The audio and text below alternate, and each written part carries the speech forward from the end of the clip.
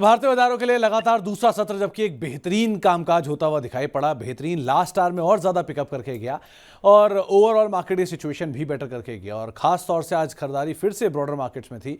Advance decline के लिहाज से आप ये मान लीजिए करीब करीब 1700-1800 शेयर तेजी में और 600-700 शेयर बिकवाली में, यानी कि हर एक शेयर की गिरावट के सामने 3 शेयर आपको तेजी में कामकाज करते हुए दिखाई पड़ेंगे।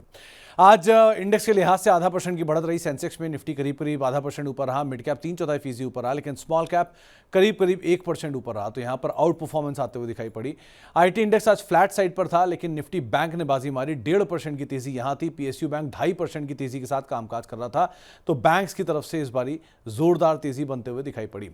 इसके अलावा निफ्टी के टॉप गेनर्स के ऊपर नजर डालिए तो उसमें भी बैंकों का ही नाम शुमार है। इंडसइंड बैंक 0.7% ऊपर लगातार 2 दिनों से शेयर चल रहा है।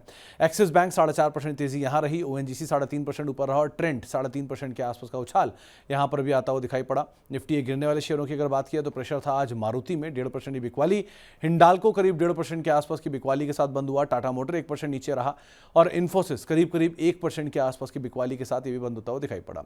मिड कैप साइड पर जहां खरीदारी देखने को मिली उसमें एनटीपीसी ग्रीन 0.7% की तेजी यहां रही। आयरेडा नंबर्स के बाद 5.5% ऊपर, इंडियन बैंक 5% ऊपर रहा और बैंक ऑफ इंडिया भी करीब करीब 4.5% की तेजी के साथ कामकाज करता हुआ दिखाई पड़ा। गिरने वाले शेयरों में आज सबसे ज्यादा प्रेशर था मारुति में 1.5% के आसपास की बिकवाली, हिंडाल्को करीब 1.5% नीचे। इनफैक्ट ये लार्ज कैप के कुछ स्टॉक है जहां पर प्रेशर देखने को मिला, लेकिन मारुति हिंडाल्को लार्ज कैप में सबसे ज्यादा टूटने वाले शेयर। स्मॉल कैप साइड पर अगर कुछ शेयरों की बात की है जहां पर आज खरीदारी देखने को मिली तो उसमें जेबीएम ऑटो 11% के आसपास का उछाल था। एनबीसीसी करीब करीब 7% ऊपर बंद हुआ। आईटीआई करीब 5% की तेजी यहां देखने को मिली और केफिन टेक करीब करीब 4.5% के उछाल के साथ ये भी बंद होता हुआ दिखाई पड़ा। स्मॉल कैप साइड पर जहां प्रेशर देखने को मिला उसमें एमजीएल, एम्बर एंटरप्राइजेस, अनंतराज और हिमाद्री केमिकल यहां पर करीब 1.5 से लेकर 5% तक की बिकवाली आज के सत्र के अंदर आते हुए दिखाई पड़ी।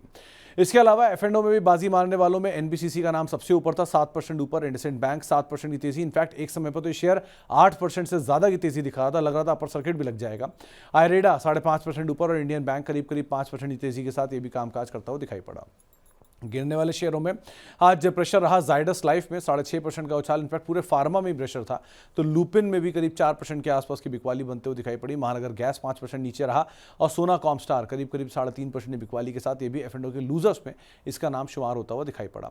खबरों वाले शेयरों में आज जहां पर खबरें थी उसमें इंडसइंड बैंक न्यूज फ्लोज के बीच में 7% ऊपर। आयरेडा नंबर्स आए, नंबर्स के बाद 5.5% ऊपर।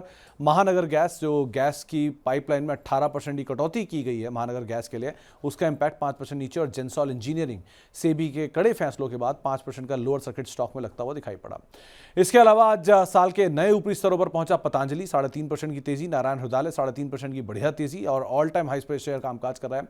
आयशर मोटर 1.5% की तेजी अपने नए हाइस पर। भारतीय एयरटेल 1.5% का उछाल अपने नए ऑल टाइम हाइस पर। इसके अलावा कुछ और सूची के शेयरों की बात की तो एसबीआई कार्ड बहुत समय बाद चला लेकिन नए हाइस पर भी पहुंचा। एचडीएफसी बैंक अपने नए ऑल टाइम हाई पर पहुंचा और इनफैक्ट 14.5 लाख करोड़ की मार्केट कैप पे पहुंचता हुआ दिखाई पड़ा। इंटरग्लोब एविएशन नया ऑल टाइम हाई हिट करने के बाद फ्लैट टू नेगेटिव बंद हुआ और एनएसीएल लगातार 11वां अपर सर्किट और 5% की तेजी के साथ ये भी बंद होता हुआ दिखाई पड़ा। साल के नए निचले स्तरों पर पहुंचा जेंसॉल इंजीनियरिंग 5% का लोअर सर्किट और शीला फोम बंद फ्लैट हुआ, लेकिन ये भी साल का नया निचला स्तर हिट करता हुआ दिखाई पड़ा। ये तो रही आज की बात जो आपके सामने रही। अब कल के लिए क्या क्या इवेंट है? कल इन्फोसिस के चौथी तिमाही के नतीजे जारी होंगे। पहला तो सबसे बड़ा ट्रिगर यही रहेगा। सनोफी कंज्यूमर के 55 रुपए फाइनल डिविडेंड की जो एक्स और रिकॉर्ड तारीख है वो कल के सत्र में आपको दिखाई पड़ेगी, तो 17 अप्रैल पे आप नजर रखिएगा। इटली के पीएम और ट्रंप साहब की टैरिफ को लेकर एक बोर्ड बैठक है, तो देखते हैं वहां से क्या आउटकम आता है। वैसे भी टैरिफ को लेकर लगातार बातचीत चली रही है, देखते हैं। प्लस अर्निंग के लिहाज से इन्फोसिस के अलावा भी एक लंबी सूची है। एचडीएफसी एएमसी के नंबर, एचडीएफसी लाइफ के नंबर, इंडो सोलर के नंबर, इन्फोसिस के नंबर, महाराष्ट्र ईपीसी के नंबर, टाटा एलेक्सी के नंबर, ये नंबर जो हैं कल के सत्र में आते हुए दिखाई पड़ेंगे, तो आप इनके ऊपर भी नजर रखिएगा। और एचडीएफसी ग्रुप के नंबर्स की शुरुआत होगी है, क्योंकि इसके साथ ही वीकेंड पे एचडीएफसी बैंक के नंबर होंगे, तो HDFC AMC, HDFC life, HDFC bank के नंबर। विप्रो के नंबर्स का इंपैक्ट आपको दिखाई पड़ेगा, एडीआर में वीकनेस है और इन्फोसिस के नंबर्स आपको कल कामकाज करते हुए दिखाई पड़ेंगे बाजार के बाद।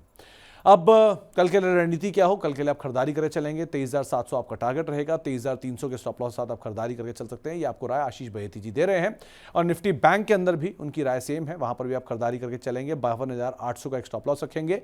53,800 के टारगेट्स के लिए आप निफ्टी बैंक में भी खरीदारी करेंगे। छोटा हफ्ता है, कल हफ्ते का आखिरी कारोबारी सत्र है और अर्निंग्स का इंपैक्ट आएगा विप्रो का, और अर्निंग्स आएंगी इन्फोसिस की और वीकेंड पे एचडीएफसी बैंक और आईसीआईसीआई। तो ये सारे अर्निंग का इम्पैक्ट आपको दिखाई पड़ेगा, इसलिए आप थोड़ा वॉल्यूम या थोड़ा उतार चढ़ाव बाजार में एक्सपेक्ट करके चलिएगा, लेकिन खरीदारी करके चलने की राय आपको दी जा रही है।